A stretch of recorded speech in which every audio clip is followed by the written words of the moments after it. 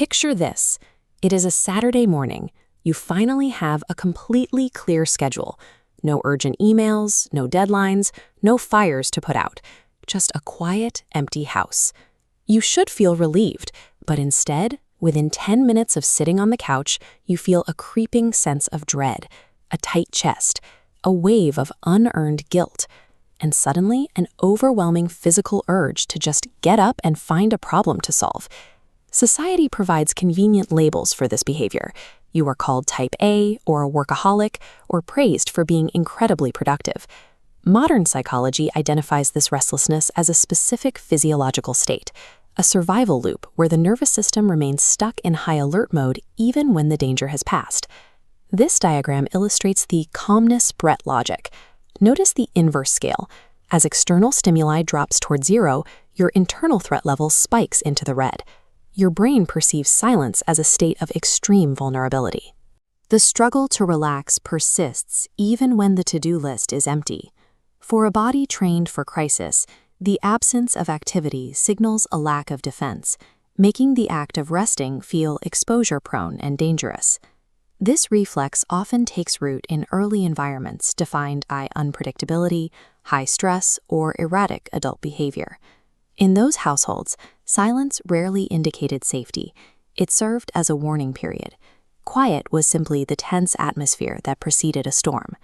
This creates the uneasy rest phenomenon. A developing brain learns to actively reject relaxation because maintaining a high guard is the only way to avoid being caught off balance by the next crisis. This is chronic stress adaptation. Over years of constant pressure, the neural pathways for the fight or flight response thicken and become highly efficient. Meanwhile, the pathways for rest and digest are underutilized, making it physically difficult for the body to access a calm state. Even when your external environment becomes peaceful, your internal stress baseline remains locked at the top of the chart. Your brain treats the peace as a trick, continuing to circulate stress hormones to prepare for an attack that isn't coming. The constant need to stay busy is the body functioning inside the only operational state it recognizes as safe. In a quiet room, this nervous system enters a state of hypervigilance, constantly scanning the environment for hidden emotional dangers or shifting moods. When the brain finds no immediate external problems to solve, it manufactures them internally through overthinking and ruminating on potential failures. This behavior is often linked to childhood roles where safety was tied to being useful or managing the emotions of the adults in the house. Attempting to rest triggers intense subconscious guilt because the brain still associates taking a break with being neglectful or becoming a burden. Within this biological framework, lowering your guard to rest triggers the same alarm bells as an actual physical threat.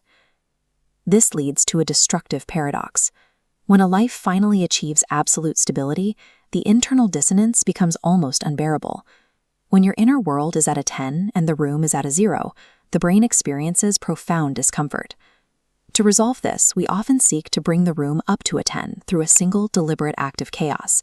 We pick a fight, manufacture a crisis, or take on impossible workloads, just to make the external environment match the high-stress baseline we feel inside. The brain recreates the stress it is used to because predictable chaos feels more manageable than unpredictable peace. Psychology frames this inability to relax as an adaptive survival skill.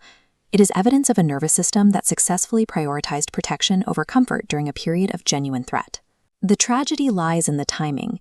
The same mechanisms that kept you safe in the past are now the primary cause of your chronic exhaustion. Avoiding the silence ensures your life remains governed by defense strategies that are no longer necessary. Healing is not a matter of becoming lazy or losing your edge.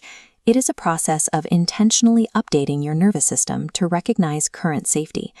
This requires enduring the initial panic of a quiet room and waiting for the body to learn through repeated exposure that the war is over.